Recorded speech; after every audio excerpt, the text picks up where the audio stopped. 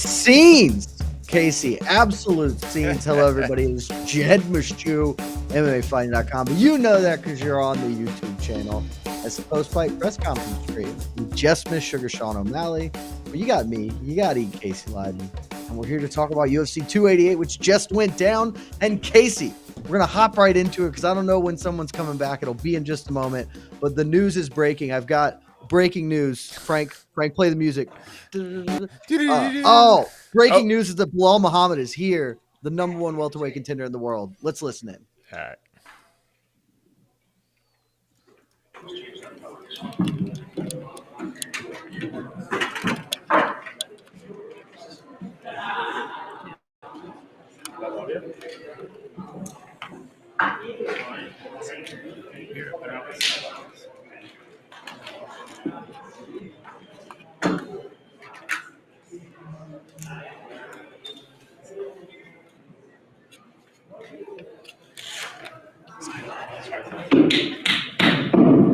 Sorry about that, guys.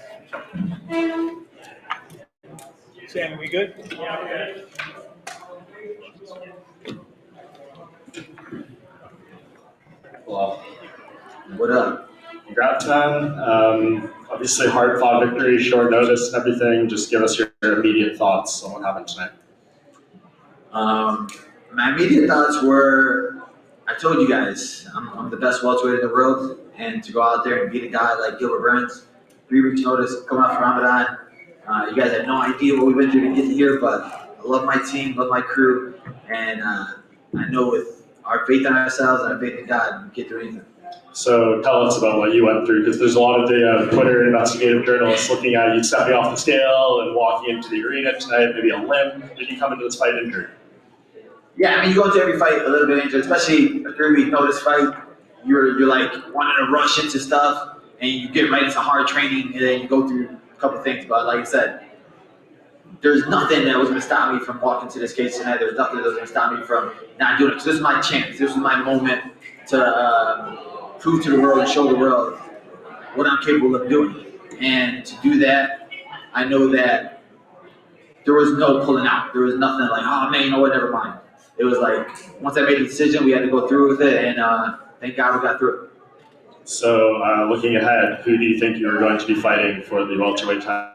Will it be Leon Edwards or Colby Covington? Both of them can get it. I cannot wait, man. I'm just glad that the boss, the man, Dana White, shout out to Dana for saying it and giving me the opportunity to fight for my shot. And now I've earned my shot. I took my shot. There's no denying me now. All I needed to hear was there's nothing next but the title shot. So, can't wait. Perfect world. When do you make this happen? Perfect world. We're fighting in October in Abu Dhabi. That's the perfect world. But I know those guys. My brother. See, you got the champ right there. That's when you got a champ saying you deserve a title shot. That means that says a lot about you. Shout out to Jamal Hill. But yeah, perfect world fighting in Abu Dhabi. That would be amazing. You know, there's going to be no booing out there. To fight out there in front of my people would be great, but wherever it goes, man, we can fight the enemy territory and friendly territory and no territory. Just give me a cage and some gloves, and I'm ready to throw it out. Are you trying to bounce out of New Jersey as quickly as possible tonight? Or what? No, I got the jersey on now. I'm trying to be Team New Jersey, but I'm trying to be nice to these guys. I came in and wanted to be a co-main event. I took a picture of Frankie Aguirre. Nobody appreciates me, man. After congratulations on the win and making every New Jersey resident rethink their life decisions and living here. So congratulations. So obviously Leon Edwards has a championship, but Colby Covington, he talks a lot. He knows how to sell a fight.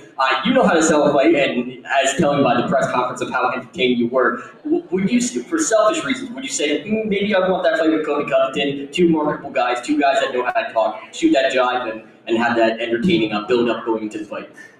Yeah, I mean, I've been wanting to fight that guy for years. Like, literally, since I got into the UFC, when I just wanted to fight him and punch him in his face. He just had that face. You know, you ever watch Step Brothers, that face where you want to just punch? Colby Covington has that face. But he's that guy, like, he needs that title. I can see him wanting to sit out for another 2 years. What, it's been a year and a half since he's fought. Like, he's not a guy that wants to be active. Leon Edwards, we have unfinished business. He beat the GOAT. He has the longest winning streak. So for me, taking that title from him, especially the way that last fight went, and for him to be satisfied with a fight decision like that, it goes sweeter either way. Like, both of them guys can taste my fist, and I'll be happy with either one. And in the fight with Gilbert Burns, obviously it was going to the decision. And when did you realize, at what round did you realize that he was potentially hurt and start to readjust? Okay, I got to watch out for the right, got to watch out for kicks. The left hand is going to be nullified. We're looking at it. My coach noticed in the 4th round, and he brought it to my attention. But he's still a dangerous guy. He's one of those guys where when he's hurt, that's when he's most dangerous. So we still just have to be careful because he's still throwing bombs. And I was like, all right. He caught me with that one a little bit, so just he's not on the ropes yet. He's still there, and like we saw with the countdown fight, when he's hurt, that's when he's the scariest. Congratulations on the win, and even though I'm a New Jersey resident, you said we suck. Congratulations, it was an awesome performance. I'm sorry, I just don't curse, so like that's always my one-liner is you guys suck. But I love New Jersey, man. Sopranos is the best. Oh, right here again. Congrats, man. The booze. Is that like fuel for you? Do you like that? Because that was really loud, dude. I don't know how you did that. Honestly, it was amazing. It was like good energy, like any type of energy. I'd rather have that type of energy than no energy, right? And I felt it. I knew it was going to come, especially for the press conference and the weigh-ins. So like I was prepared for it. Like I was having my coach boo me in the locker room, and he was booing me as I was getting past. Like, bro, all right, we're done. And he said, I want to keep booing you. I was like, all right, cool. So we prepared for everything. We're ready for everything at all points. Like I said, enemy territory, friendly territory, we can throw it on anywhere. And then coming off a knockout win, now largely standing against someone a lot of people said will, in quotes, outstrike you. Are you falling in love with your hands a little bit, man? No, I love falling in love with proving people wrong. Like, people don't understand the work we put in. Me and my team, my guys, I work with the best team in the world. And people are going to start asking us literally to write books. Like, man, what do you guys do for training? I get so many fighters, hey, what do you guys do with that drill? How do you guys drill like that? And it's like, we're doing the right things. I think we have the perfect mindset, the perfect team, the perfect guys around me, the perfect circle. And we showing you guys we can do anything. My last fight, I wanted to box. This fight, I wanted to kick. The last fight before that, I wanted to wrestle. The fight before that, I wanted to, maybe the next time I'll pull guards. I'm going to show you guys that I can do it all. It's martial arts, mixed martial arts, and I can do all the mixing. And the last one for me, October, being that there's no announcement for Leon and Colby yet, might be a bit soon for the title. How long are you willing to wait for that fight? I mean, as long as I got the guaranteed shot, that's all I needed to hear. So now I know what's next. I know that for this fight right here, I'm sitting there, I'm like waiting. I'm stuck in limbo. I didn't know what was going to happen. Who was going to fight next? What was going to happen next? So then they call me with a fight on 3 weeks' notice. I'm like, all right, I'm going to jump on an opportunity because I'm a guy that's always training, always trying to work, always thinking, and I'm hungry. You guys don't know how hungry I am for this title shot. You don't know how hungry I am to win this gold. And I know it doesn't matter what I have to do. I'm going to get there. So I popped up and took this opportunity at 3 weeks notice just because he said, you win this fight, you're getting the title shot. So now that I have the title shot, whoever has the belt, it's like you don't have no idea what's going to come to you. It's going to be the best version of me that you ever seen in your life because this was 3 weeks notice. Give me 8 weeks notice.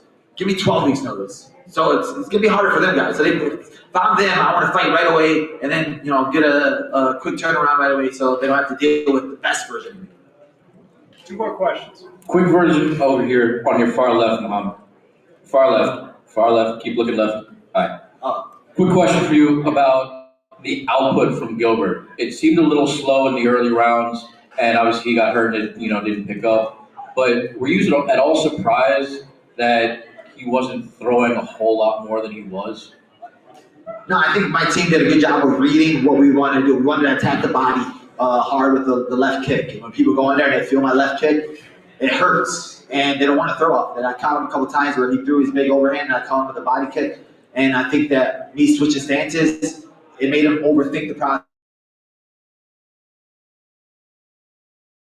I don't want to switch to this stance, switch to that stance. He's a guy that usually plants his feet and he wants to throw off of planting his feet. And if I'm always moving over, always messing with his mind, trying to make him feint and stuff like that, he can't plant his feet, he can't throw. So I think that played a big part in it. Bilal, another Ramadan, another win. Is there something to it? Maybe the fasting, like you're saying you're hungry, but I'm sure you're also literally hungry at times during this. Is there something like mentally you can speak about, the type of focus that you go through during this period of the year? Yeah, I think that, more than fasting, more than not eating, is like a deep cleansing of your spirit and of your soul. And I think that I'm like my purest form right after Ramadan because that's when I've gotten closest to God. That's with me trusting God's plan no matter what. And even with this fight, I took it on 3 weeks' notice, and it was like 1 weekend. I was like, man, I still got this much weight to cut. I got this injury. What the heck? Why would I take this fight? I should have pulled out. I should have did this. But it's like, God put me here for a reason. God made this happen for a reason. God's timing is the best timing. So no matter what happens, just trust Him. Thank you, guys. That was the #1 welterweight contender in the world. Or I guess the #2, because I guess officially Colby Covington is #1 since he has yet to fight for it. But he's got next. Bilal Muhammad picked up a big win, unanimous decision victory over Gilbert Burns in a fight that was fine. Fine fight. But Casey, let's go back to the important thing while we have time, because it feels like we might not have much time. Scorecards.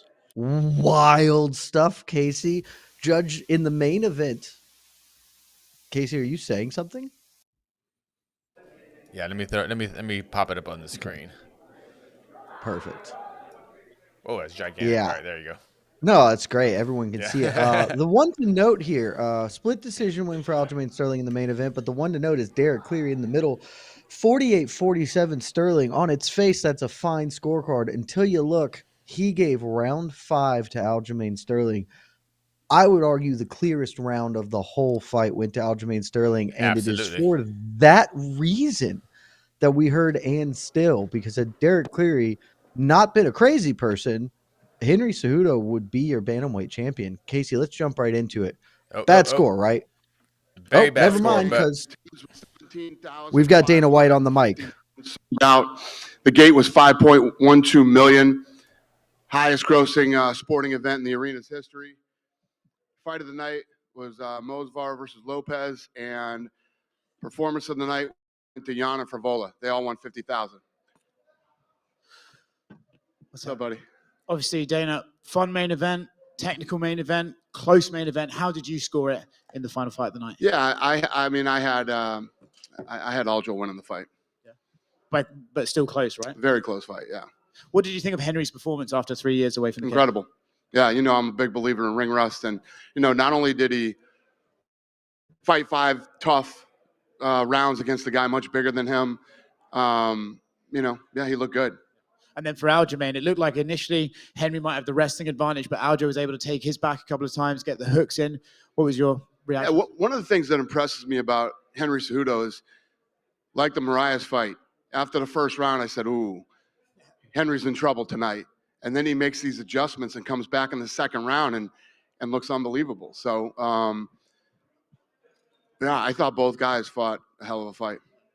Before this fight, we were talking about whoever wins, it does something for their legacy, right? For Aljo, it cements him as being one of the best bantamweights of all time. Do you think after that performance that is fair, that he is one of the best in history? Yeah, it was a big win for him. It was obviously a big win. You know, there's a lot of, like I said, leading up to this fight, you know, there's the Peter Yan fight, and then there's the Dillashaw fight, and, you know, going in and you know, grueling it out for 5 rounds with Henry Cejudo, regardless of the weight and size difference, it's a big deal to beat Henry. You know, you usually don't make fights on the night of the fight. But you're going to ask me anyway? Well, I feel like it's fair to say Sean O'Malley's probably next for Aljamain Sterling, right? I mean, that what? That Sean O'Malley might just be next for Aljamain. Yeah, I've had better ideas than what I did tonight.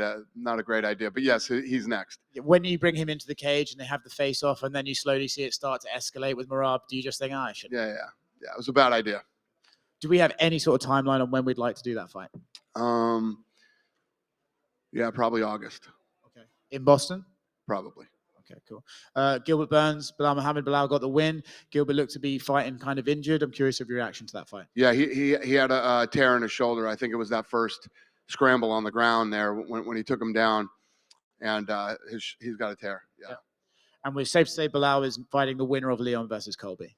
And what's that? Bilal, yeah, 100%. Okay, and the last one for me, I wanted to sort of give some props to Diego Lopez. Stepped in on 5 days' notice against Mosvar. Nearly tapped him in the first round, fought really hard in the third round. On 5 days' notice, pretty impressive. Awesome. Incredible performance. Kid's got a ton of heart. He's an absolute dog. Loved every minute of it, yeah. And what did we think of his haircut? Well, listen, he fought so good, let's leave his haircut alone. Go ahead. Dana, I want to ask about Yan Xiaonan. Obviously, a great finish of Jessica Andrade. We had her back here, and I was asking her like how big a fight between her and Zhang could be for China. Do you have any insight on like the metrics of maybe you can't do it there right now, but like what could that do for that market that you guys have been continuing to push into? You know what's crazy is Teddy Atlas was sitting with me during that fight, and Andrade kept throwing lead left hooks, and he says if she keeps, this girl throws great straight right hands. If she keeps throwing that lead left hook, she's going to knock her out with a straight right. And he literally called exactly what was going to happen. And she threw like 3 hooks in a row. He literally called it 2 minutes before it happened because she kept throwing these lead left. He says when people are sparring and they're throwing lead left hooks like that against somebody who can throw, I literally jump in the ring and tell them to stop. And I break up the whole sparring and break it down. But he literally called that was going to happen. Yeah, I don't know what we're going to do with Yan, where she's going to go, but I'm definitely going to look at China. Yeah. You could potentially go back to China and do Yeah. that there. Wow. I'm looking at that right now. And what did you think of Crone Gracie tonight? You know, I like Crone a lot, and he's a good kid. He came in very limited tonight, very limited. You know, it was like coming out of a time capsule in 1995. You know what I mean? Tough way to try to win a fight these days. Yeah, 30th anniversary. You'd never think you'd kind of see that. Well, the kid's got a ton of heart. He's got a good chin. I like him, and you know, I don't want to shit on his performance, but yeah, that was a rough game plan. Yeah, and on the featured prelim, Matt Frivola, great finish, first person to knock out Drew Dober in like 12 years or something. He keeps calling out Patty. He wants this fight real bad. I know Patty's nursing some injuries, but is he a guy maybe you look at to grant that wish? Just I have no idea. I mean, all these fights at that level are all about timing. You know what I mean? And last thing, nothing to do with this card, but the last few days we've seen Alex Pereira and Israel Adesanya going back and forth a lot on social media. And Alex is kind of hinting that he wants that MMA trilogy. Do you have any indication? Is he still wanting to go to 205, or is he maybe reconsidering to try to get that fight again? First of all, I didn't even know that. But yeah, no, he's going to 205. Yeah. Any idea when we could see that debut? No, none. Thank you. All right. Dana, over here to your right. Hey. So May 20th, Aldana's out of the main event. Do you guys have a new main event for that card? May 20th, Aldana's out. Oh yeah. You're talking about Raquel. Yeah. No, we don't have another fight for that. Raquel's going to be the backup for that fight, and yeah, I don't know what we're doing there yet. Okay, and then more immediately, or I guess rather not more I immediately. thought you were telling me something I didn't know, and that Aldana was out of the fight. I was like, when the fuck did that happen? Nobody told me. Definitely not. But you know, tonight Bilal's next. Do we have any progress with Leon and Colby? No. Dana White, Yep. Congratulations on a great night. Thank you. You packed the house in New Jersey at Prudential Center. You came back every fight delivered. How impressed were you with Aljamain Sterling and Henry Cejudo taking that initiative to sell this fight and pretty much pack this house or help pack this house? Yeah, I mean, it wasn't a matter of those guys trying to sell the fight. I mean, if you are a fight fan, you realize that this was a great fight between two guys who stylistically match up very well. And the card was a fun card, you know, and I love when they deliver. The fights were awesome tonight. From the first prelim, the second prelim, on throughout the rest of the night, the fights were great. And how impressed were you with Gilbert Burns? He was obviously hurt, but he lasted all 5 rounds. He was fighting with essentially one hand. Like, how impressed were you with Gilbert Burns? I'm always impressed with Gilbert Burns. You know, his fight with Khamzat Chimaev was unbelievable. And then what he did in Miami a few weeks ago was unbelievable. And the fact that he wanted to turn around this fast, I have nothing but respect for that kid. And to think that he would fight with one shoulder is not shocking. He's an absolute savage. And after the long layoff, Henry Cejudo obviously didn't fight since 2019. He took off his gloves at the end of the fight, and I got a little bit worried that he might be retiring. He said he doesn't know what he wants. Are you going to try to talk him into staying and not, you know, he had a great performance. Would you talk him out if he said he wanted to retire or he wanted to? There's only been a couple guys I've tried to talk out of retiring at the time that they did. You know, it was DC and Habib. You know, Henry's been off for 3 years. He looked great tonight against a guy who's much bigger, much stronger. But, you know, that's up to him, whatever he wants. I mean, I don't think you should have retired the first time. But, you know, if he decides to retire a second time, I probably wouldn't argue with him. And when's the next time you're coming back to the East Coast? And I'm not afraid to beg. Yeah, we're talking about Boston this summer. So Yeah. Awesome. Thank you very Thank you. much. Dana, over to your far right, way over Hey, here. yep. I wanted to ask about a little incident we saw last weekend. Conor McGregor kind of came back a little bit. He was in the ring in another promotion in bare knuckle. What were your thoughts on Conor's activities that weekend? Yeah, no, listen, you know, few people have asked me this. You know, when you're in the business, like we're in the business, sometimes it's fun to just go and be a fan. And I think that's what Conor was doing that night. I have no problem with it whatsoever. Have we any movement on when that Chandler fight is going to happen? I know we just saw the announcement that The Ultimate Fighter is going to air in a few weeks. Yep. Any more news? We don't. Not yet, no. And I wanted to ask as well, your business partner KSI back in the ring next week. Do you think he's going to win? Who's he fighting? Guy 9-0, Joe Fournier. Interesting. I have no idea. I have no idea. Thank you. Thank you. Hey, Dana. Yep. After the fight, Merab Dvalishvili, he took Sean O'Malley's jacket. He's currently the #1 ranked bantamweight. What plans do you have for him for his next fight? I don't know. He doesn't want to fight Aljo. You know what I mean? So I have no idea. Was that fight offered? What? Him versus Aljo? Oh, yeah. You could have that fight tomorrow. Yeah. Dana, over. Yep. Speaking of cross promotionals, I saw the UFC Twitter account retweeted a couple weeks ago a promotion from a skateboarding championship series. Right. There was a few connections we noticed. It was on Rumble, so with the slap fighting, there was that tit for tat, perhaps. And it turns out that Lorenzo Fertitta is one of the owners of that league or of one of the promotions in that. I'm not sure the exact details of that. What was the UFC's decision to do that? Was this like a favor for a friend? Does Endeavor have a part in this? Lorenzo and I own it. You're in a part of it. Yeah. Okay. We own a company called Throw One. We own Ridiculousness. We own SLS. We own Circus. And we own Travis Pastrada's NRX rally car. Okay. Didn't know that. So that's going to be just a staple in the cross promotion, like slap fighting has been the slap power league? I don't know. If I feel like it, yes. Fair. Also getting into the slap fighting promotion, not exactly how you probably envisioned it working in the bids. Some good, some bad. A lot of publicity, negative.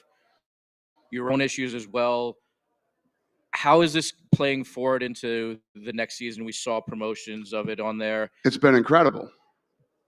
The deal that I just cut for Slap is bigger than the UFC deal we cut with Spike TV after the first season of The Ultimate Fighter. I don't give a shit what the media says about it. They don't matter. So money-wise, it's working out, is what you're saying, basically. It's fucking unbelievable. Not only is it unbelievable money-wise, it's been unbelievable as far as social media goes. We're #1 in all of sports. And when I say all of sports, if you take the NFL, the NBA, the NHL, F1, WWE, and who am I forgetting, and added them all together, their numbers don't compare to Slap's. Yeah. Yeah. That seems a little doubtful. Yeah, you can doubt it all you want. I mean, I was covering for the finale of it, and I saw the numbers on Rumble, and there were people watching, but There were people watching. It did 3.2 million viewers, and 1.7 million of them had never been to Rumble before. well, I was one of those, that's for sure. Thank you. I appreciate it. But it certainly, that number didn't show up on that counter that Rumble had. But that's how it works when you stream. When it's streaming, it's not really the actual number right there. It's the same thing when you go live on Instagram. I mean, is Eric in here? What's a like if you have a big number and you're streaming, how does that exactly work? Right.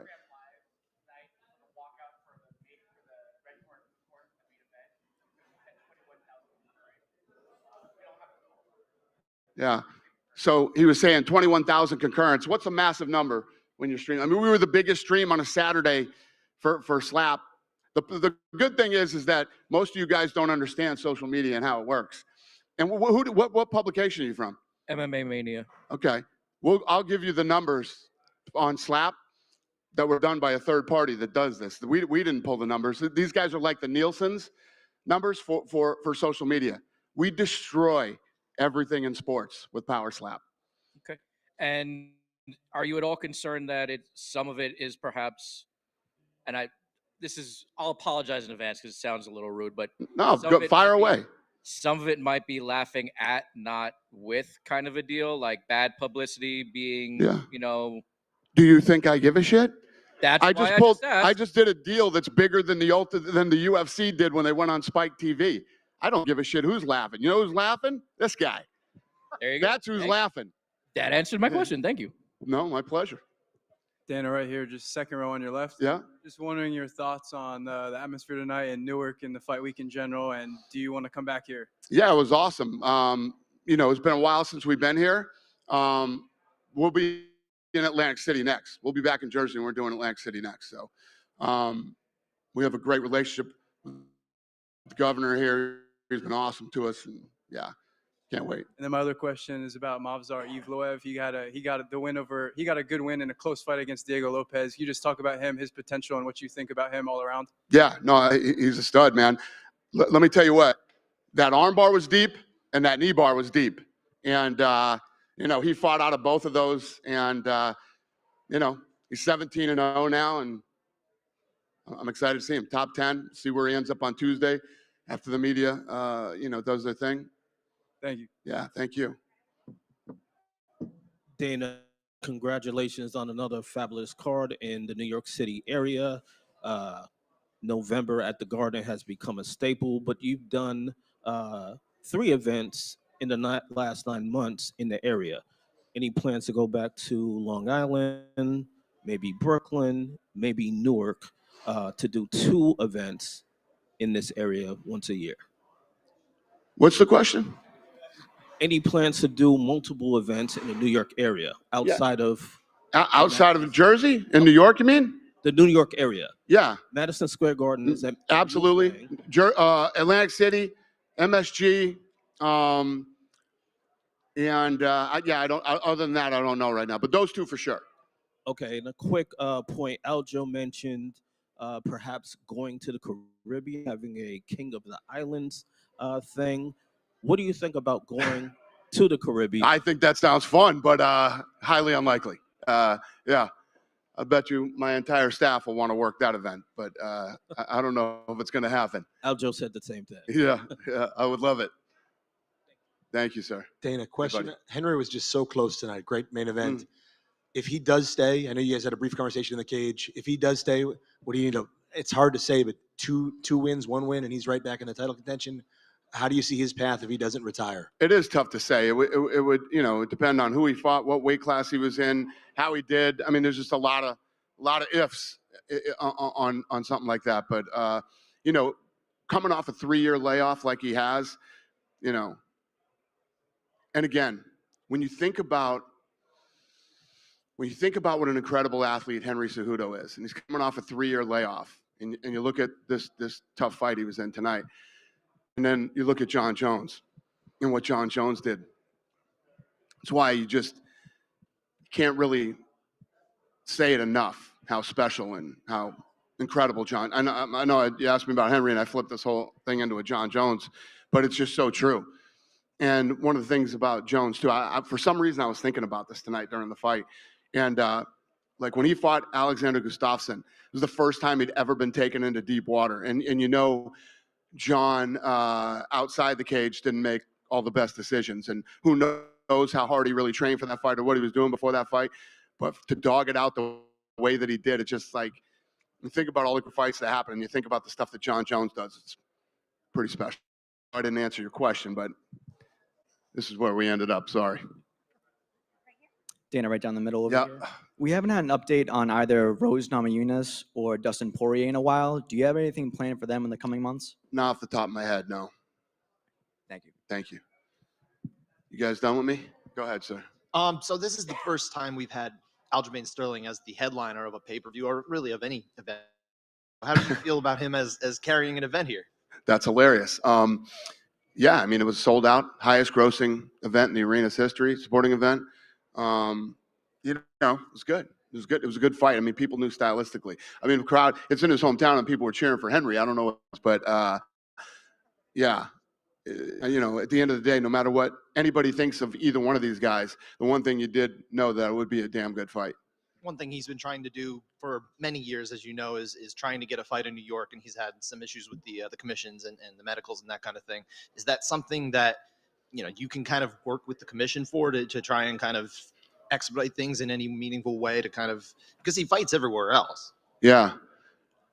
I mean, obviously we would, if he wants to fight in New York, we'd do everything we could to try to make it happen. I mean, but the commission tells us what we're going to do. We don't tell them what we're going to do. Of course. Yeah. One more thing about main events here. We are finally going to have a flyweight non-title main event for the first time in 6 years. Is that something you kind of realized as you're planning these events, that we really haven't gone to flyweight to headline these fight night cards? No.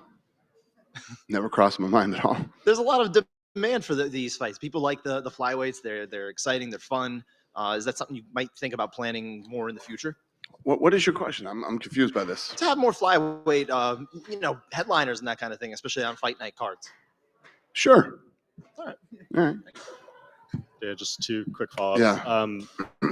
Speaking of bantamweights, do you know what the latest with Umar Nurmagomedov is? Everybody's asking. Yeah, we were talking about him earlier. That's a guy not everybody's beating the door down to fight. So, yeah, we'll figure something out with him. How difficult is it when you have guys like that it's really tough to get them their breakthrough fight? 100%, especially when, it's always hard when you have these guys that are in the top 10, start going 7, 6, 5, 4, and then this guy's, nobody wants to take that risk on a guy that isn't ranked. It's tough. Those are the fights. Listen, those are the fights that publicly everybody says they'll take, but privately nobody wants to take them. Yeah, and just last thing, I want to drop a stat for you. With Henry Cejudo's loss tonight, fighters who are over 35 below the welterweight division are 2-29 in title fights, and Tyron Woodley got both those wins. What does that kind of say about how difficult it is for aging fighters at the lower divisions? Fascinating. I mean, yeah, I don't know. I never thought about it till right now, but yeah, it's interesting. Listen, I don't care who you are, how good you are, whatever the deal is. Taking 3 years off. Muhammad Ali was off for 3 years. He never looked the same when he came back. He was still great, still did amazing things, but never looked like he looked before he took 3 years off. It's tough to do. And I don't know. I mean, a lot of you guys in here are combat sports guys might know the answer to this, but who other than John Jones has taken 3 years off and come back and looked as incredible as he did? Go in there and finish a guy in the heavyweight division, a division in which he's never fought before, as quickly and as easily as he did. Maybe George St. Pierre, but he had time with Bisping too. Yeah. I mean, I don't know if anybody's ever done it like John Jones. Yeah, it's only the greatest ones ever. So yeah, just a show. Thank you. Cool. Thank you. Good night, everybody. There you have it. That was UFC President Dana White.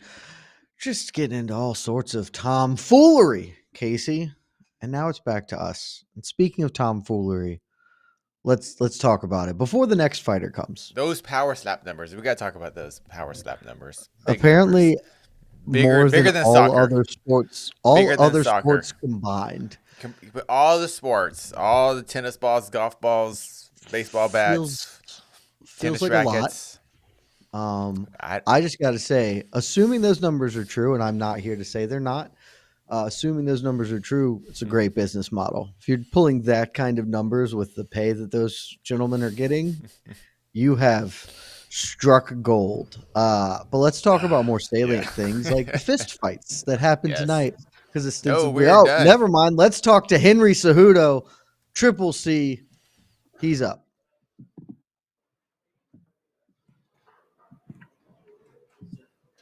Henry, I know not the outcome you were hoping for tonight, but just give us your immediate thoughts on the fight. I know some people felt you won. Sean O'Malley was in here. He said he thought you won.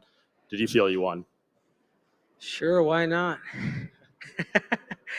I gotta rewatch the fight. I just know the improvements that I have to make to flip that. You know, it's like, yeah, I fought my ass off, but at the same time, it has been 3 years, but I had a great training camp. You know, I could have done more. or could have adjusted. Not could have done more, but could have adjusted on some things. And that's kind of what bugs me a little bit. Just stupid little errors, like particularly that first round. I was winning it, put him to his back.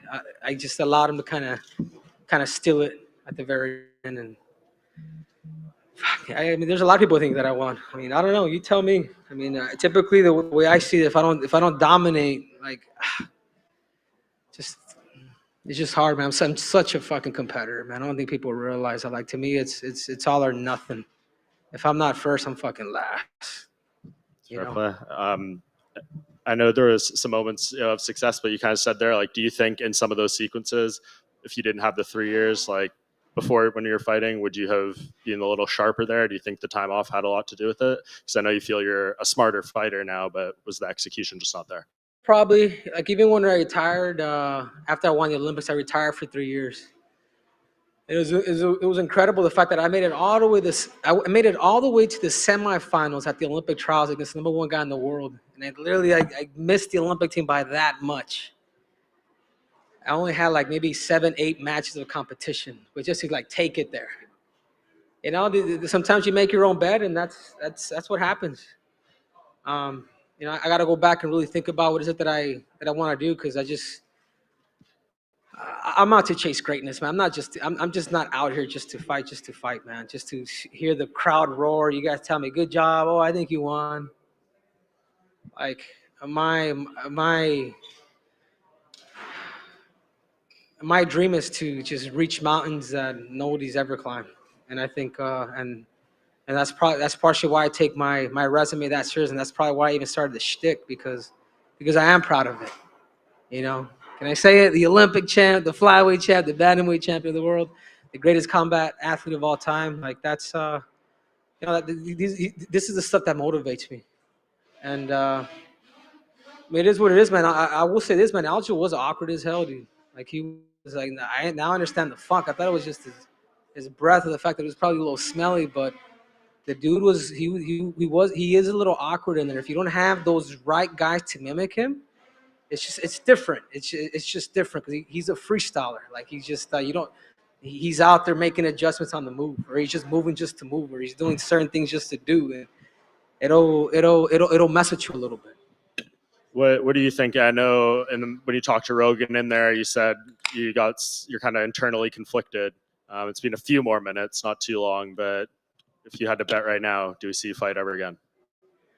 I gotta watch the fight. I think that's the biggest thing. I mean, Dana did it. It was pretty cool that Dana did help me remove my gloves, which is really nice. I got a nice little handshake from him too.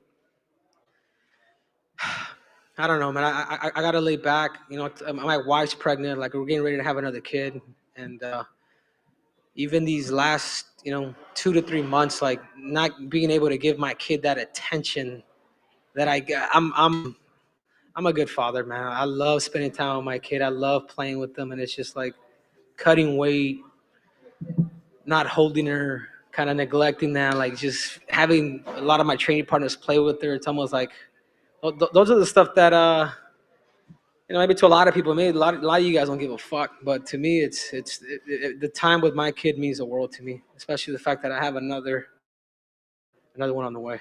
As it should. And just last thing for me, it still shows you're held in high regard. You probably haven't seen this, but Brandon Moreno took to Instagram and basically called you out. He said after his next fight, he wants to fight you in Mexico City. He would even move up to bantamweight. He said F the belts, and that's a fight he seems to badly want.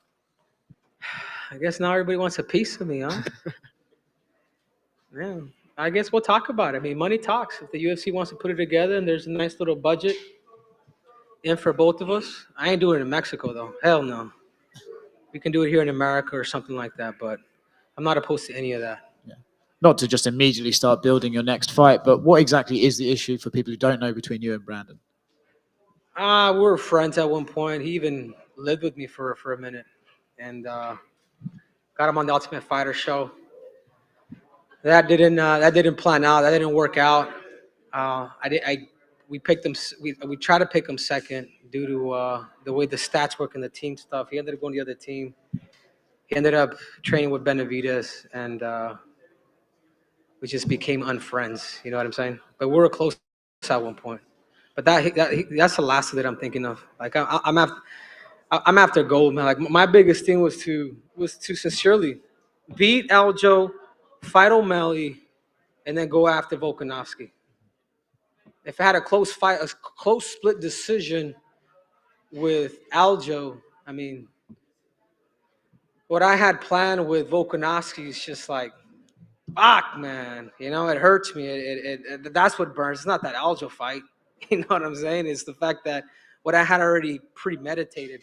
I would never come back if I didn't think I could do something like that.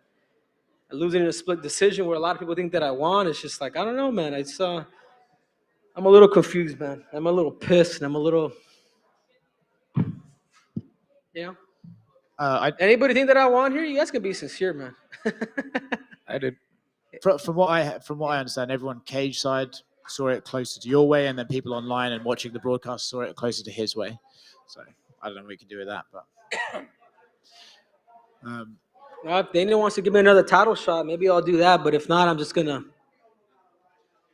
sit down and really talk to the wife and see what I want to do. You know. I don't know if this is something you even care about at this point, but do you view the way that fight between him and Sean O'Malley could go, and do you have a favorite in that fight? Who could probably win it? If Aljo can't take him down, he's in trouble. You know, because Sean does have good striking. Sean does go to the body very well. He does have those kicks up the middle. But being into with Aljamain too, I think he's a gamer. So it all depends. I think obviously having a close fight with Aljo, I gotta go with him. You know what I'm saying? I think O'Malley hasn't fought now the competition that Aljo has fought, and now you can I can shake his hand.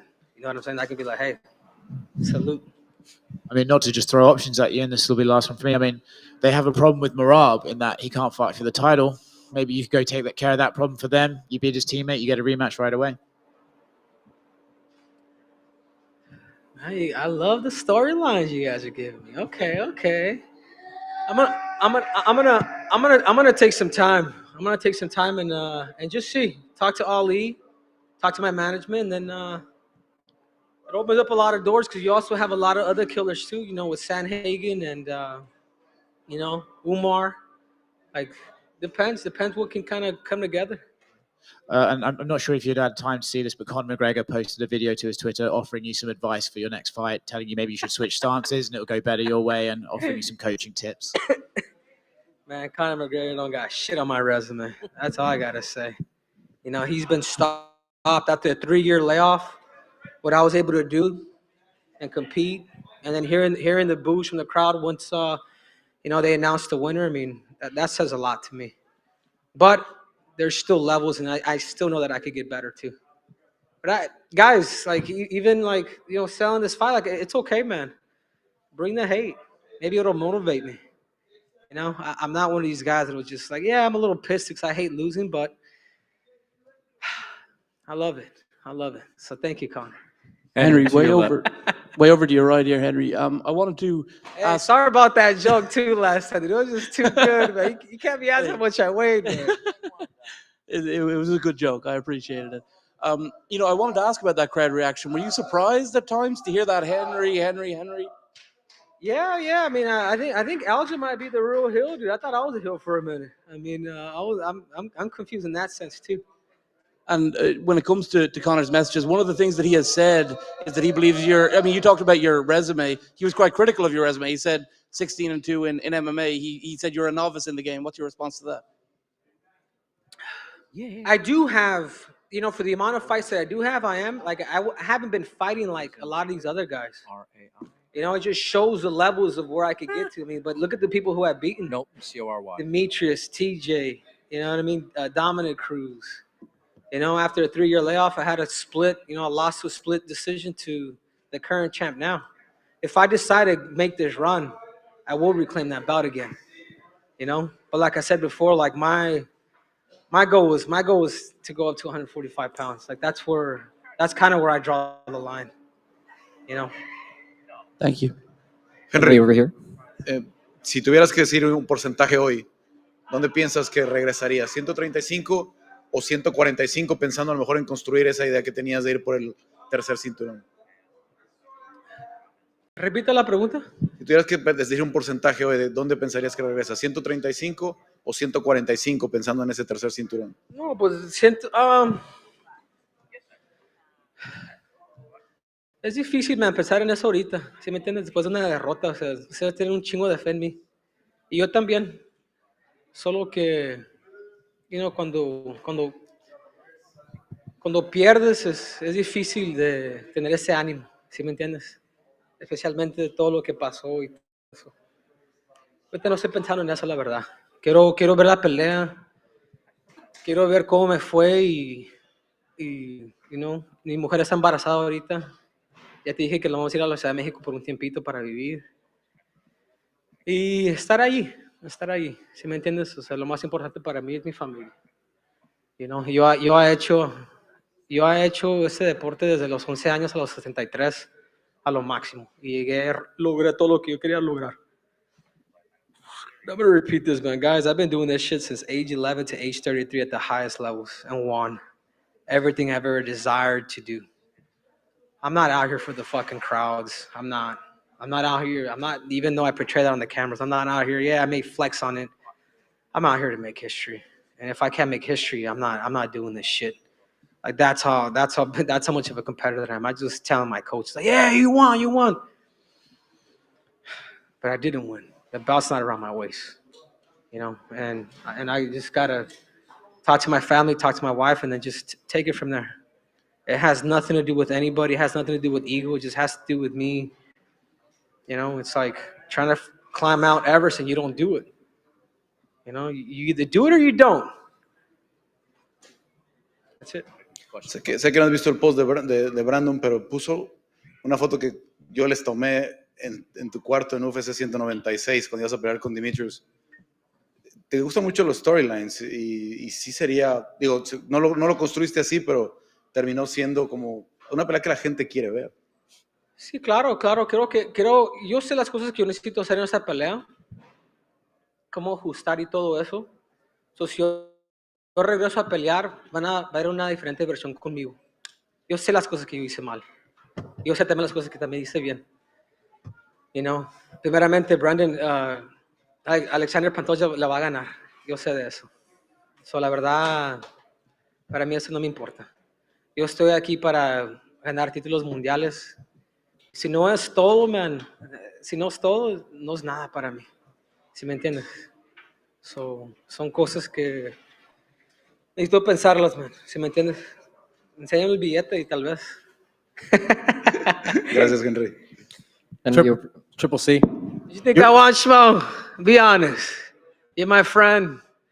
Yeah, but it wasn't a robbery. It could have gone either way, but I had you winning. My Hebrew brother. Question for you. You're the ultimate competitor. How does this feeling compare to the first DJ fight? Man, well, DJ fucked me up the first time we fought. This feels more like the Benavides fight where I lost and people say, hey, dude, you won, bro.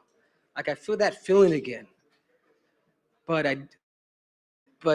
the belt's not around my waist, Smo. You know what I'm saying? And I think that's what you guys can pat me on the back or tell me that it was a close fight. Oh, yeah, I thought you won, blah, blah, blah. But where's my belt?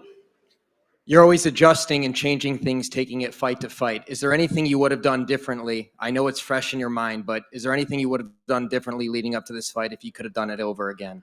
Yeah, not let that first one kind of slip away. He kind of stole it after I had taken him down. I relaxed a little too much against the cage. I probably should have respected his cage a little bit more. I was trying to catch a breather in there just to kind of, catch my threshold and be good, but he ended up stealing it.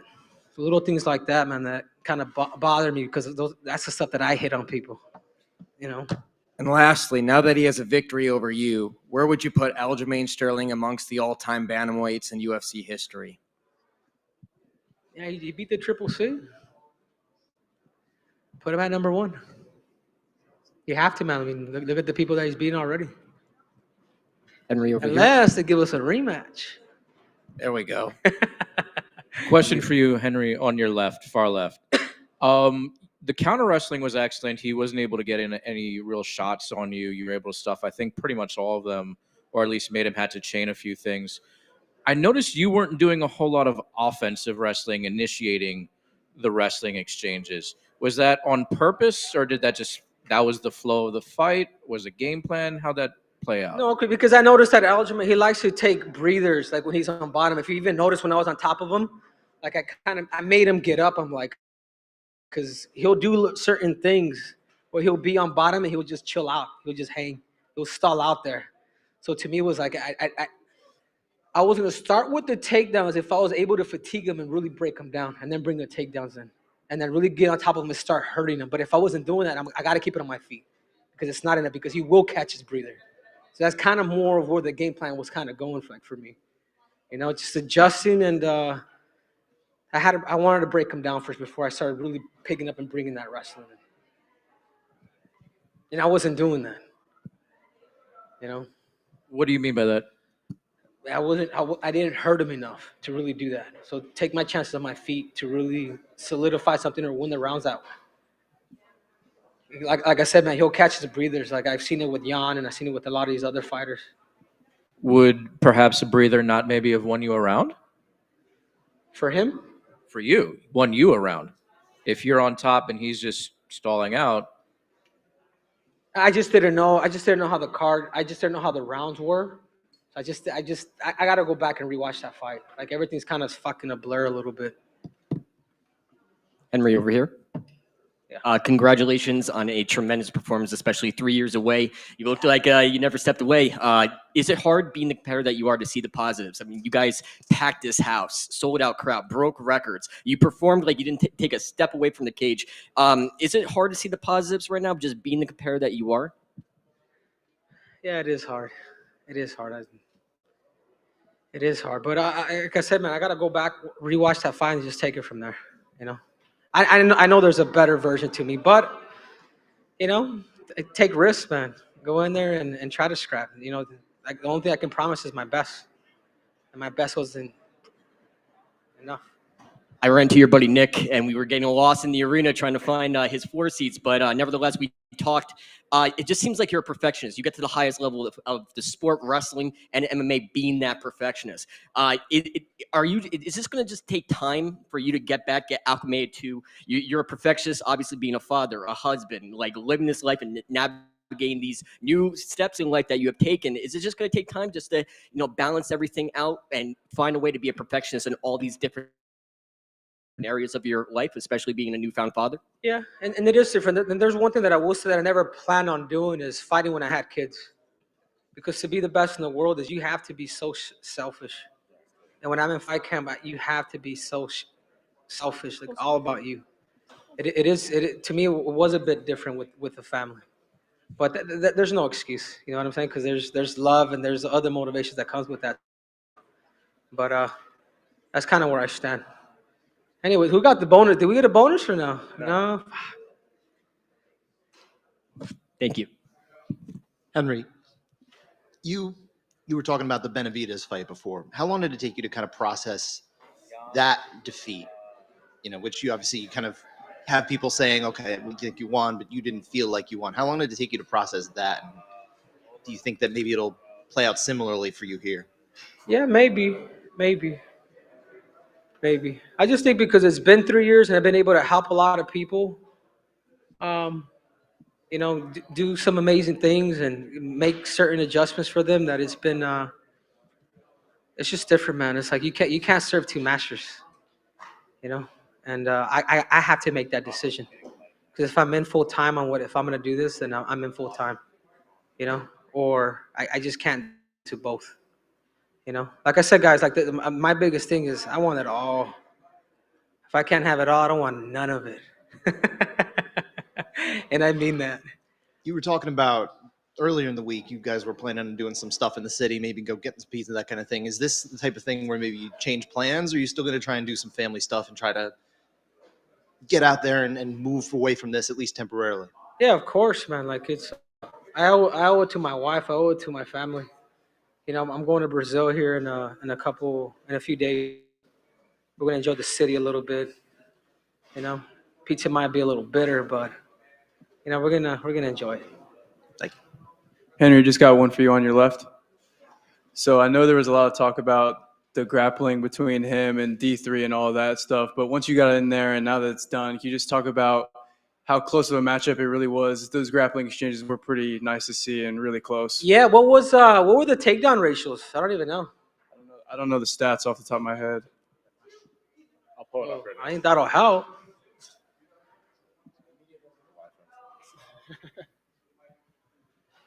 Wi-Fi is struggling. Yeah. What'd you think, Mike? What'd you think of the fight?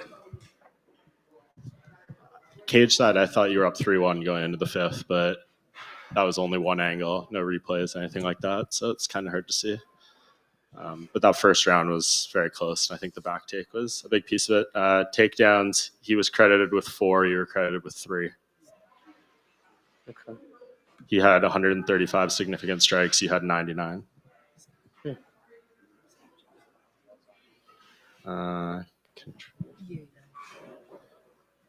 Control time, you had 5 minutes, he had 4. Okay, so I won. Yeah, dude, the dude, either way, dude, you're a wrestler.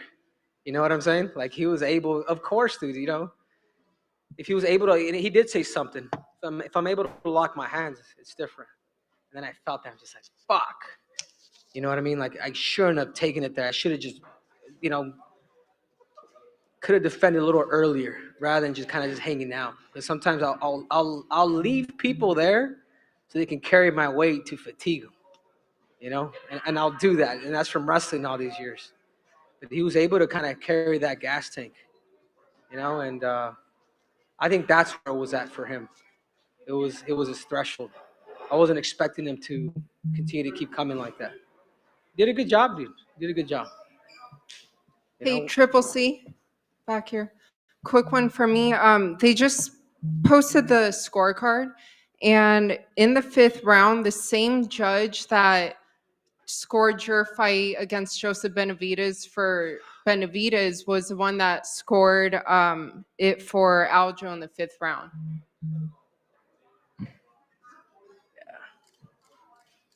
Who is it? What's his name, by the way? I mean, according to the scorecards, Derek Clearly.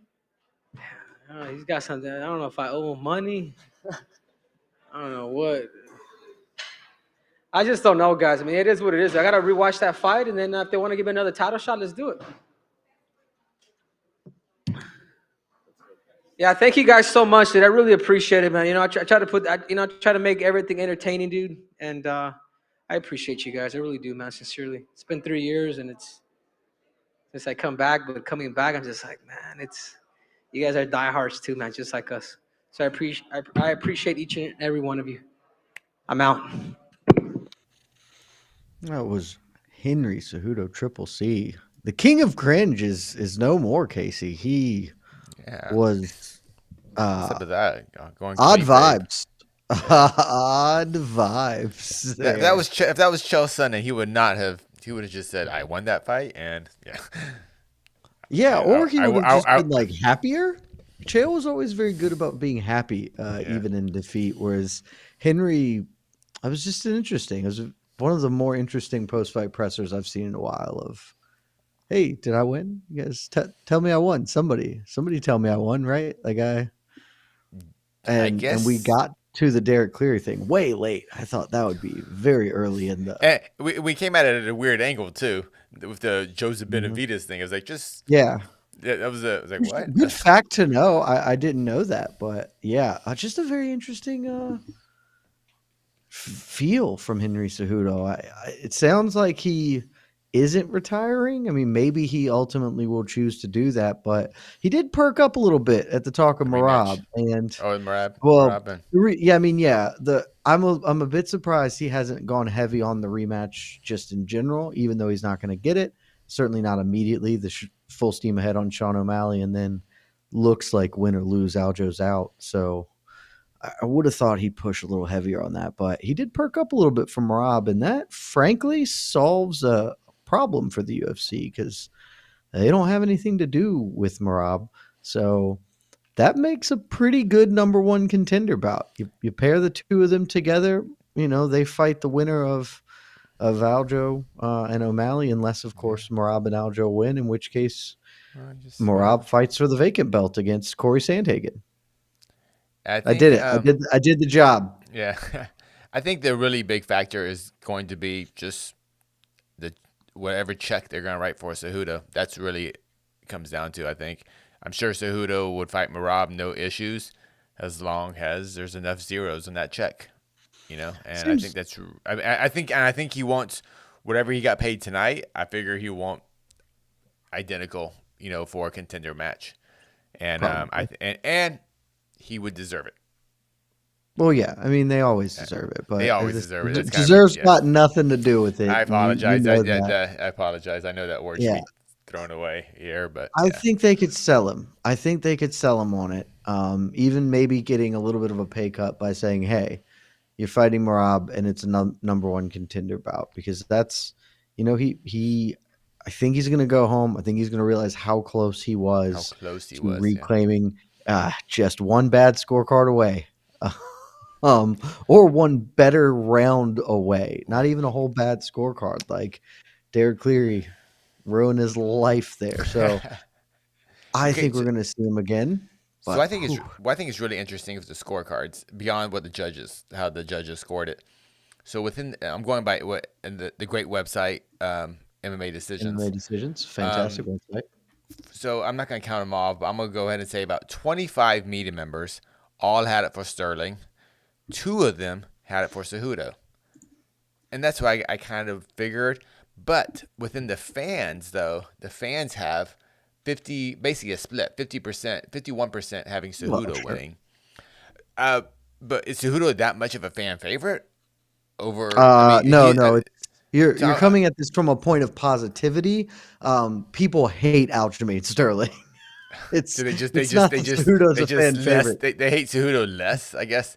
Dude, he was in Jersey. He was a stone's throw from his place, and they were booing him out of that arena. People hate him. I don't understand. Okay, there's lots of reasons to hate fighters and stuff. I don't get all the hatred for Aljo. Maybe that's for another discussion somewhere later down the line. I don't want to have my thoughts, but I don't want to. Look, your first thought is certainly a factor. I won't say it's the only reason, but there's definitely a good chunk of that. And those who know, I'm just surprised by how much hate Aljo gets, honestly, compared to all the other crap that other fighters say. I'm just kind of surprised. I'm always surprised / disappointed. Thing is, he wasn't. He was, somewhat liked, when he was doing the goofy chain thing, and he was fun. But it all turned at the Petr Yan fight. The way he won the belt and the actions afterwards, I've repeatedly said, I don't think he went hard enough. He should have committed more to it. So I don't blame him for that, but a lot of people do, and I think that has largely colored him since then. And I'm not here to say that he's handled everything very well. Like he is very honestly, like we're not going to get into it in the post show, but his post fight speech after all the O'Malley stuff went down, this was UFC 288 was a lot of battling inner demons. The way he just like yelled at the crowd of "I'm not trying to be anyone else but me" felt very very psychologically like purient. Like this is a tough one for me to. He hates getting booed. I'm extremely confident in saying that he is trying to lean into it as best he can because that's his lot. And it's a tough place to be in, but I think it really affects him. It does. I mean, he's main eventing a UFC pay-per-view in Newark. Like you're doing what you're living the dream. You're doing it. You're a champion. You're main eventing a pay-per-view. Most title defenses of anyone in this weight class right now. And they're booing you. And over something you have no control over. I just yeah. No, you do. He has control. I know. Well, I guess with this fault.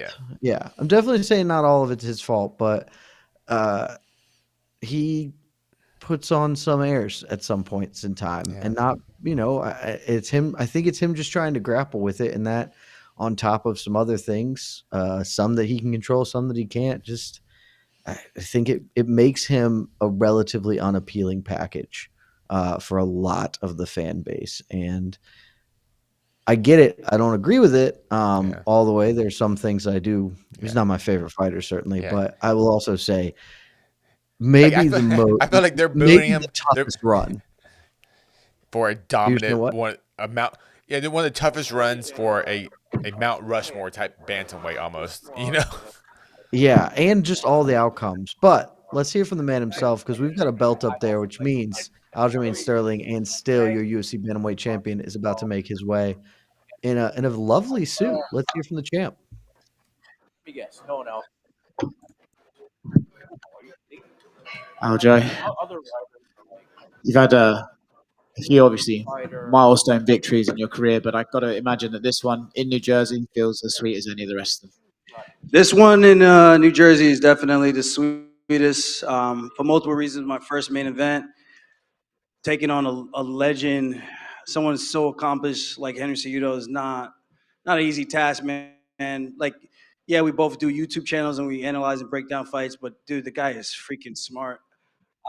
I don't think a lot of people can even appreciate what was going on in the middle of that octagon.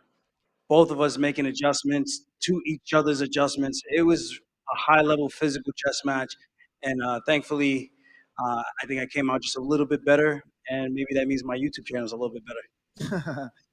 Were you said you think it came out a little bit better. Were you confident when it was going to the judges, when it got announced to split? Were you a bit nervous? What was the emotions? I mean, I was confident I won. I was like, I definitely feel like I won that 3-2.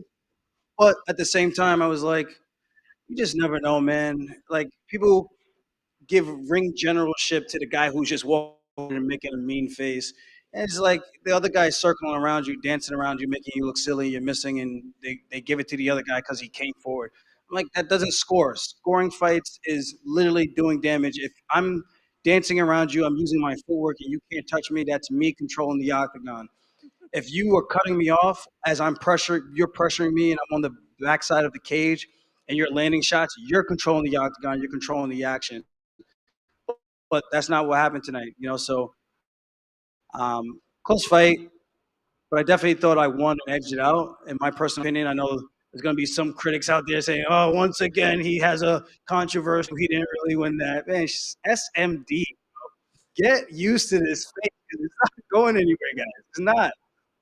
You're obviously a fan of this. I'm curious. I don't see some wrestling exchanges. Took his back a couple of times, but what was it like to tangle in the wrestling department with a gold medalist? I think I'm an Olympic gold medalist now. I think, what was that, 3 takedowns, I think? At least 2. You got 4. 4? You got 3. I lost count. But no, seriously, like, strong guy. I knew I was going to do better in the clinch with the body lock. He did a great job utilizing the inside leg trip. Even though I kind of knew it was coming, but there were certain positions I was like, I want him to tie up with me there because I feel like I could bang him to the body a couple of times with some knees. And I know Mighty Mouse hurt him there, and I felt like I could expose that situation. So I felt like if he didn't get it, he might be a little bit lost in those positions and probably try to. I think he might have overcommitted with the wrestling and gave me more opportunities to take him down than he probably would have liked. But that's what I'm saying. It's such a high-level chess match. It's game of inches, split-second decisions, and I came out on top of that. I mean, just I'm personally curious. Do you think he was the highest skilled guy you fought, just in terms of spending time in the cage? Was his adjustment, you're like, wow, this guy is really elite? 100%. I mean, Petr Yan, high-level striker. TJ Dillashaw, high-level striker as well. Even though he came in slightly compromised, I fought with a torn labrum as well. So, I'm not giving TJ an excuse to get out of that.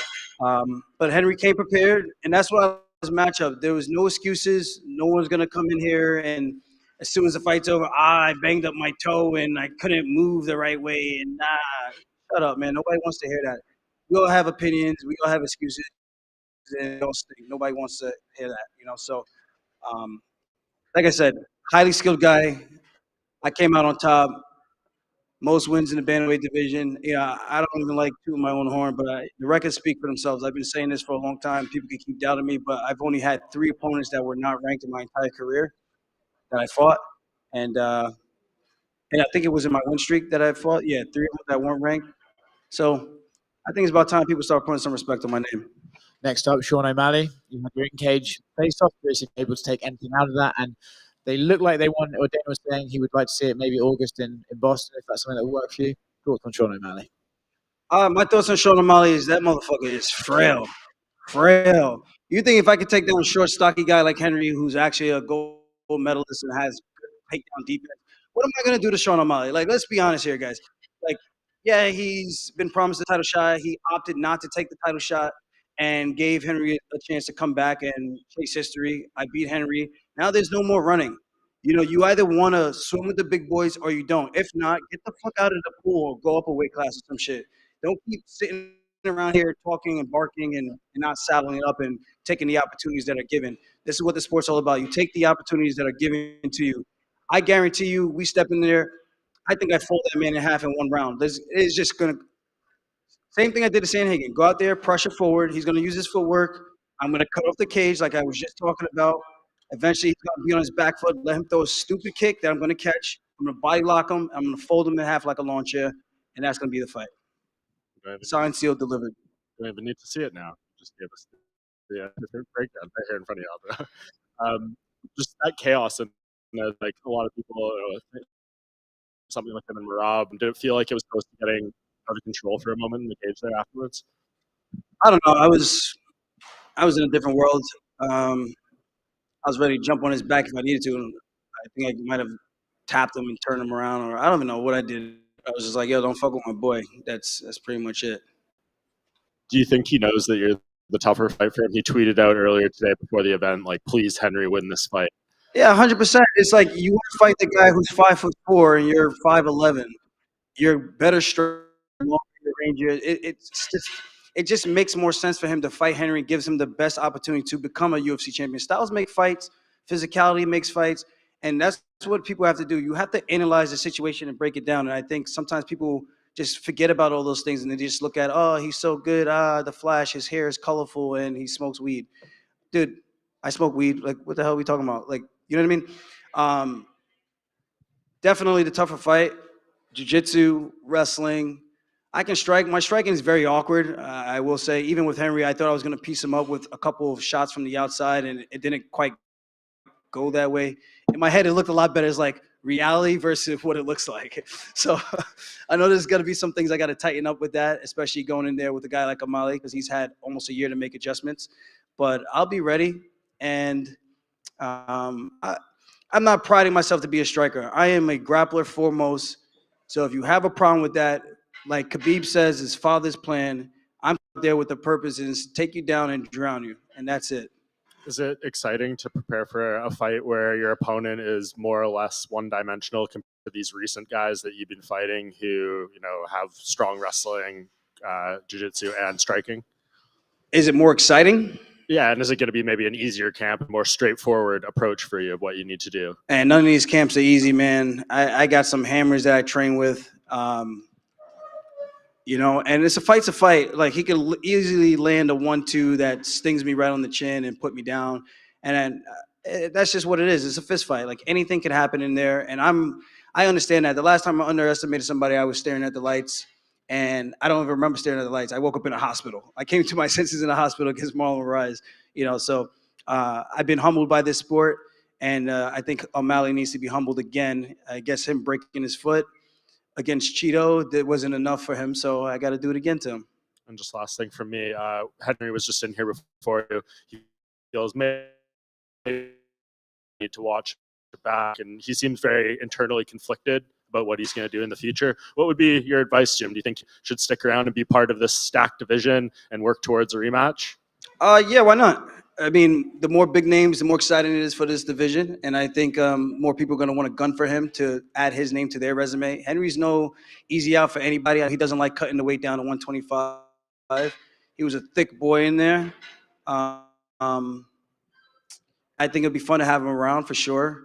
And I plan on fighting O'Malley and then going up and chasing Volkanovski. So I'm taking Henry's blueprint, and I just need to get one more, and then I think that's it for 135. Hey, champ, on that note, congratulations on the victory. So it's a guarantee that you only have one more fight at the 135-pound weight division before you go up to 145? It just depends on how the fight goes. If I lose, knock on wood, then I stick around. Morales his shot at 135 for the belt, and I help him. And it is what it is.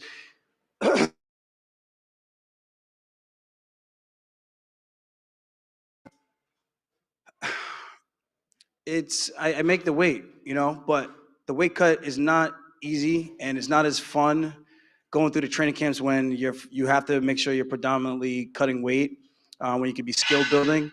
And I'm not saying that's how much weight I cut. It's just I'm very lean and I'm older.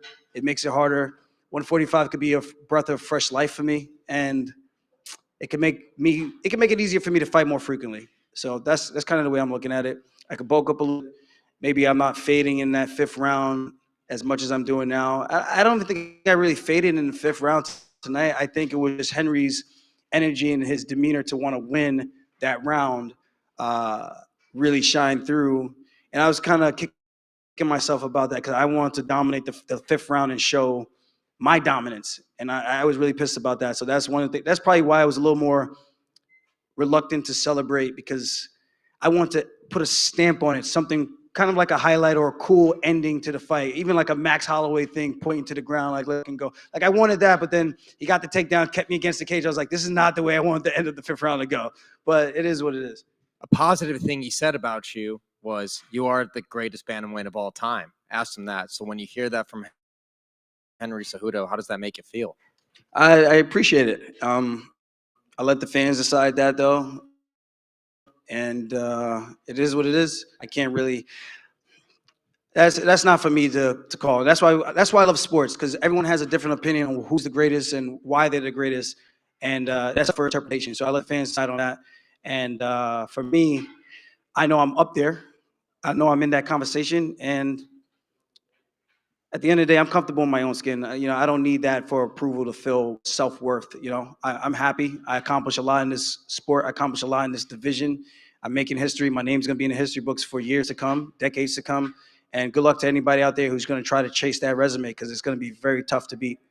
And lastly, you've been dealing with nagging injuries quite some time now. You went down to Columbia Bio Accelerator. You got the stem cells.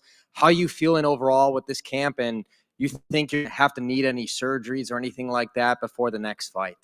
I mean, right now I'm feeling good. I think I could take a few weeks off and let the stem cells continue to do their thing, build on the injuries with the rehab stuff that I'm doing over at the UFC PI. Aljamain Sterling Day is May 23rd, so I do celebrate that back in Long Island, Nassau County. So I'm excited about that. I get to have some downtime with my friends, actually create some memories outside of fighting. So I'm looking forward to that as well. Just signed a new partnership with Nerd Focus. So there's a lot of good things. Nootropic energy drink. So I'm just looking towards the future, keep my body healthy, do as best as I can to stay consistent. I would like to fight in September, then fight again in December. People think I just want to sit on the sidelines. I only get paid when I fight. So I don't want to sit on the sidelines. I want to be active. But when I get injured through these training camps, it's hard, So I'm trying to do the best that I can. All of us like to make money. All of us want to be active. And we know the fans love it. So that's what we're trying to do. We try to put it on the line for them time in and time out. Congrats. Congratulations on a huge win. You packed this house. You broke records. You and Henry put on a masterpiece. Like, you guys were Van Gogh and Rembrandt out there. You guys painted a masterpiece on that canvas. Is this more than just a title defense for you? This is validation. You are everything that you say you are. I felt validated well before this, but I know for the fans, some of the fans out there, they might feel like this gives me a little bit more validity, but everyone's going to always have an opinion. They're going to have something to criticize and say,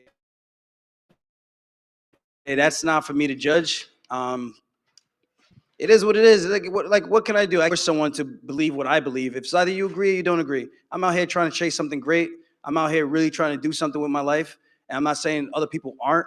But this ain't an easy sport, man. There's a lot of people who don't stick around. They don't last very long, barely even make it to their second UFC contract.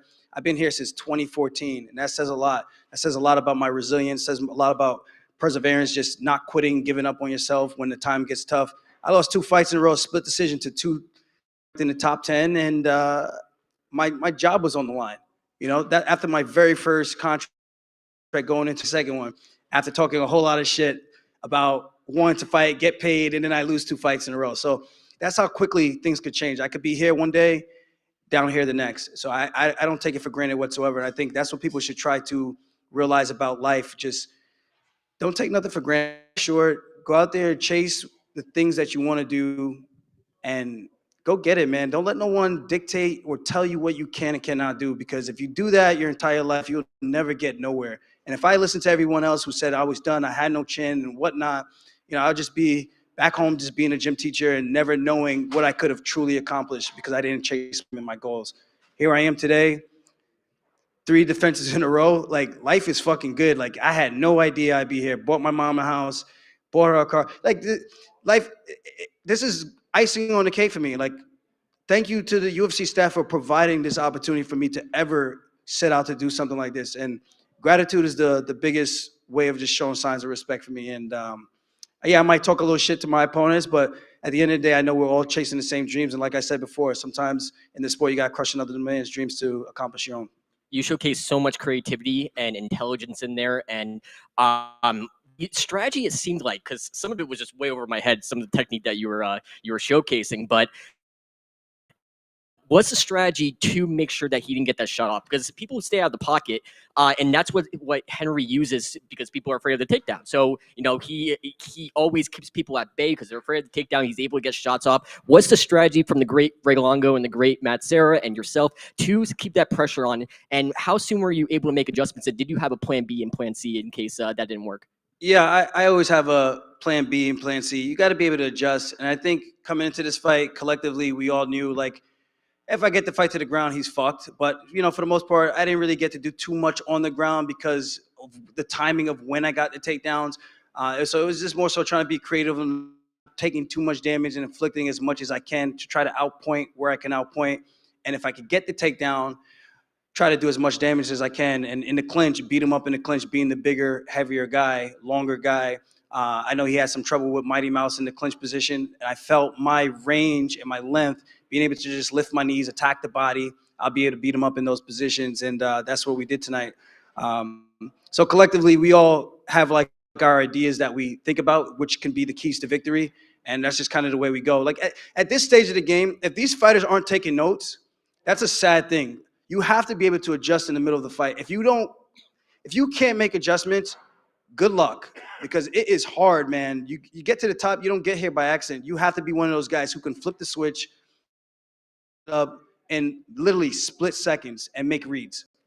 And one more question for me. Can we all agree after this week that Merab is a national treasure and needs to be protected at all costs? I think we all need a friend like Merab in life, just saying. Oh, 100%, man. Like I said, this guy would take his shirt off for anybody, even not even knowing any one of you guys. He would do that for you guys. That's just the type of dude he is. There's not a lot of good people in the world like that today.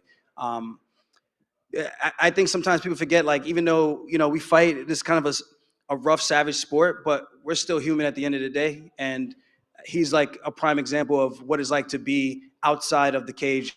Like, we're in here, we're trying to be vicious, we're trying to break records, we're trying to hurt each other. But outside of that, you know, he's a really good dude. We're really good people. At least I like to think that. And I think that's the way you kind of got to live your life. Like, I treat the janitor the same way I treat the president of the UFC. Like, there's no difference, you know. And I think that shows a lot of character. And when I see people judge people and treat people different ways because of their status in life, I don't like that. I can't get behind someone who's like that. Champ, over here to the far right over here. I wanted to ask about, did you get a chance to see Conor McGregor's messages after the fight? He was very complimentary. He said you won the fight 4-1, and he was not very complimentary of Henry's performance. Conor's my guy. Proper 12, baby. Let's go. No, I didn't see the tweet yet, but I would like to talk to Conor about pursuing my own rum career with my own drink. I'm looking to still launch my own line. I got some stuff lined up, some designs and some things like that in the works. I do like to drink. I actually didn't drink this entire training camp, which is a first for me in a very long time. But, life is about creating new adventures and things like that. Eventually, this door is going to close. I want to make sure I set myself up. So I do appreciate the words from Conor. He was very complimentary of Merab before his fight with Piotr Jan when we met him in Vegas. And I like watching him fight. He's a pioneer of the sport. Like, if you can't respect that guy, I don't know what to tell you. Like, I know some of the stuff, some of the antics could get a little crazy, but what he's done and accomplished, I think, is hard to ignore. And Aljo, right here, congratulations. How was it having Coach Sarah back in your corner tonight? It was great. It was cool, especially like we're back on the East Coast. We're in New Jersey where everyone fought coming up because it was illegal in New York for such a long time. So to have the old band back together was cool to have. The energy was positive. Everyone was dialed in, alert. And that's what it's all about. Everyone being on the same page. And like even the other guys that I've had in the past, like for me, I'm good with, like, it doesn't really matter who's in the corner, but it does matter, like, the camaraderie kind of thing, So it was cool having that again, having that original Long Island feel again. So that was nice to do, and on top of that, making history with the guys that I started with, So definitely appreciative of that, and glad he took my offer to come back and jump in with me and chase a dream. Aljo, over here. You mentioned not drinking in the lead up to this fight. How did your body feel and kind of respond to that? And do you think that's something you'll be repeating? Nah. I like to drink, man. You know what it is? These training camps are so hard. After I have a crazy hard sparring session, if I feel like I'm in a certain threshold of my conditioning, that's like my release. Everyone has a release, has a vice, something that kind of lets them reset. And it's not like I get drunk or wasted doing training camp, but I'll have like 1 or 2 drinks, and that's it. And it makes me feel better. It makes me feel more happy going through the grind. Because if you're just serious all the time, and then you're not even guaranteed to win. Like I could have lost that fight and it'd be like, well, I didn't drink for no reason. You know what I mean? So it's about sacrifices and things like that. Yeah, I do sacrifice all the other stuff, but you got to have a little bit of a balance. So it's not something that I'm going to say I'm going to go back to. This was more so because of the injury that I had. I wanted to give the stem cells the proper time, not destroy it with alcohol. And I can't say I felt a lot better. I really can't say that. But maybe there's something to it. I don't know. But for me, I'd rather be happy and train versus like thinking about it and be like, man, I wish, So I'm not going to go. I don't condone binge drinking, but I do condone just enjoying your life and having a balance. There's got to be a work-life balance. And the other question I wanted to ask was about your teammate, Matt Frivola, who got a big victory as well. What did you think of that? Steamroller, big win, baby. Welcome to the top 15, baby. The steam has arrived. We got some killers coming up, man. There's a lot of young guns coming up. Frivola finally getting his breakthrough shine. 3 knockouts in a row in the first round. We got Nassim also. 3rd round TKO, a lot of 55ers. We got some hammers, man. I try to give these guys shine as much as I can because when I was coming up, I didn't have anybody doing that for me. So I try to highlight these guys as much as possible. They are super special talent. And if you guys like strikers, those are the guys to watch. Like, I ain't the striker, guys. I'm the grappler. I'm going to take you down. I'm going to drown you, backpack you. Those guys, they bang. So if you want to watch some high-level striking, those are the guys to keep your eyes on because they're fun to watch. You got to watch their sparring sessions. It's like, it's pay-per-view. It's literally pay-per-view sessions. Thank you, Aljo. Thank you, guys, man. Appreciate you all. Be safe and get home safe and have a drink for me. Cinco de Mayo, baby. Let's go. That is your UFC bantamweight champion, Aljamain Sterling, coming off a split decision win, Casey. A split decision win. And I think that's a wrap for us as the champion takes his belt. But it's not a wrap for long. That is right. The post-fight presser is done, which means the post-show is right around the corner as we say goodbye to Aljamain Sterling. Keep it locked right here. In about 5 minutes' time, we will have the UFC 288 post-show. Me, Jed Mashui, Casey Leiden, a ton of other people coming on. Be a good time. See you in just a few. Love y'all.